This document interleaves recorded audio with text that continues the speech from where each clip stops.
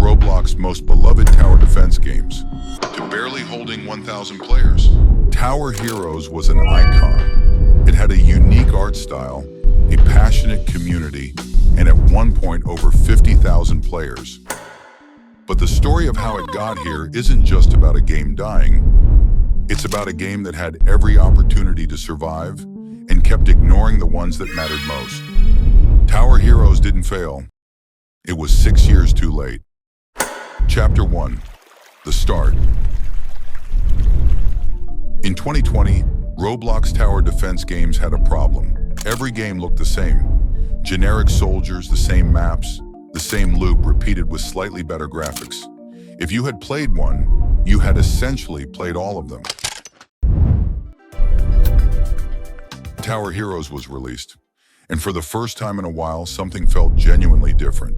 The towers were unique, the maps were detailed, the game updated frequently. Within the first 2 weeks of launch, Pixelbit released a crossover with Robot 64, one of Roblox's most beloved indie games. It was a clear signal to the community that these developers understood them.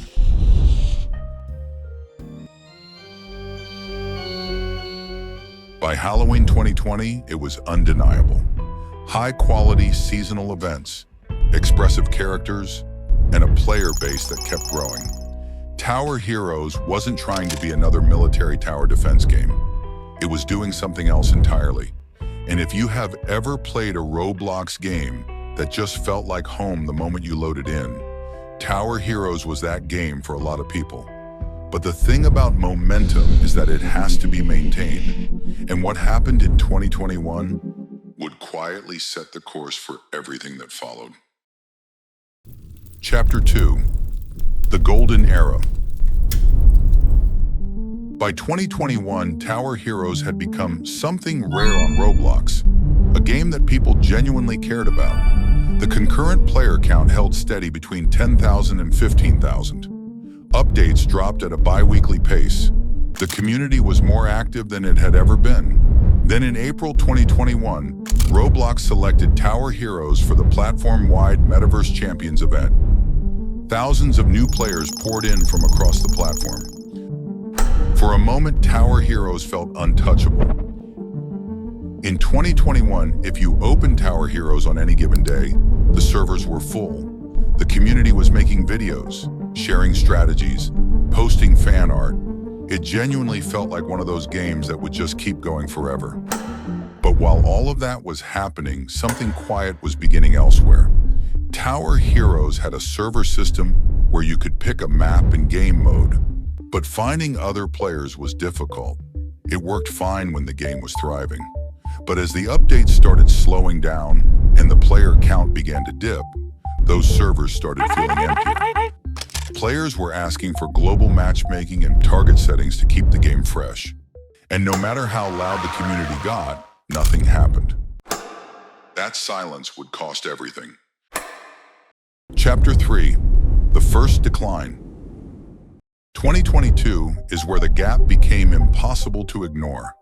Tower Defense Simulator and other competitors were refining their gameplay. Meanwhile, the updates that did come for Tower Heroes were the same thing every time. A new map, a few cosmetics, maybe a hero. Players would wait, hoping the next update would be the one that actually changed something. It never was. That cycle of waiting and being let down over and over again is what really broke the community's trust. It wasn't just that the game was slow, it was that when it finally did move, it went nowhere. Imagine being a player who genuinely loved this game, checking back every few weeks hoping something had changed, and every time, walking away disappointed. Pixelbit had built something genuinely special from scratch, a game that stood out in a world of copies. And for a while, they knew exactly what they were doing. What changed between 2020 and 2022 is something only they could answer. Tower Defense Simulator was consistently pulling tens of thousands of concurrent players. Tower Heroes had dropped to fluctuating between 2,500 and 5,000. The requests kept coming. Global matchmaking, target settings, basic quality of life improvements the community had been asking for since 2021, and the developers kept ignoring them. Think about that for a second. Players were leaving, and the response was to keep things the same. Tower Heroes was still standing, but it was losing players fast and nobody was doing anything about it. And then 2023 arrived, and for a brief moment, it looked like everything was about to turn around.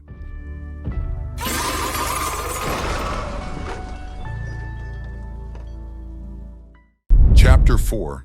The Doors Collab. On July 21st, 2023, the Doors crossover launched. 3, 2, 1. He just fell in. 51,000 concurrent players. That was the peak. For a game that had spent 2 years slowly losing its audience, that number was almost unimaginable. But that number didn't mean what it looked like. Those 51,000 players were not there for Tower Heroes. They were there for Doors. If you have ever jumped into a Roblox game purely because of a collab, grabbed what you came for and then never opened it again, that is exactly what happened here. New players found it difficult to progress. If you didn't already have a good loadout, soloing was almost impossible, and finding a competent team was a nightmare for a beginner. Without any prior tower defense knowledge, the game felt like a wall, and they left. The player count crashed back to 3,000 within months. Pixelbit had a huge opportunity to improve the game for those 51,000 people, but they chose to stick to the same update cycle that was already drying up. For a lot of veteran players, that was the moment they accepted it. They had watched the game survive its first decline, hoped the Doors collab was the turning point, and then watched it crash back down. Some of them never came back after that. 51,000 players walked through the door, and Pixelbit had no answer for why they should stay. And this was the moment that proved it. Tower Heroes didn't need more players. It needed to change. And it didn't. Chapter 5. The Fall. Something shifted in the Tower Heroes community. The frustration that had once been loud and passionate began to quiet down. Not because things improved, but because people stopped expecting them to. 2024 was defined by maintenance rather than growth. Recycled seasonal content, sporadic updates, but something worse was happening underneath. The game's meta had become a wall. A hero called Buzzer had grown so dominant that it was being spammed to bypass actual strategy entirely. I wasn't here to explain it, but we just did 8 million damage. It became so overpowered that the developers were eventually forced to nerf it in 2025. Alongside Buzzer, a strategy built around specific support heroes had become the only reliable path through high-level content. If you have ever loaded into a Roblox game and immediately felt like everyone else was 10 steps ahead of you, that is what Tower Heroes had become for new players. They weren't just struggling, they were locked out completely. Then in August 2024, the Volcano Valley map received a major revamp. It looked incredible, but it spiked the difficulty of a map that used to be beginner-friendly. To make any real progress, you had to grind coins, beat harder maps, and unlock better heroes. For a new player, it didn't feel like progression, it felt endless. Imagine loading into Tower Heroes for the first time in 2024, genuinely wanting to enjoy it, and immediately realizing the game wasn't beginner-friendly. Tower Heroes was no longer just losing players to competitors. It was pushing new ones away on its own. Then in October 2025, Pixelbit tried the Doors approach again. A Part 2 collab launched with new content and new rewards. The result was completely different this time. The viral surge never came. The spike barely registered. The Roblox audience had already moved on. The window that had opened in 2023 was closed, and this time it wasn't coming back. But the story still wasn't over yet. Chapter 6. Years too late. On March 9th, 2026, Tower Heroes finally added global matchmaking. Then a ping system for communication was added. Target settings followed. Technically, Tower Heroes is in the best state it has ever been in. and yet the player count sits between 1,000 and 2,000 on a good day. The updates are genuinely good. The game is faster, more accessible, and more polished than it has ever been. And the saddest part of all of this? The game that exists in 2026 is probably the game that could have saved everything back in 2022.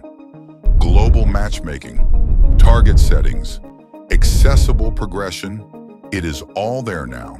4 years too late. But the players who left in 2022 because the game was dry are not coming back for matchmaking in 2026.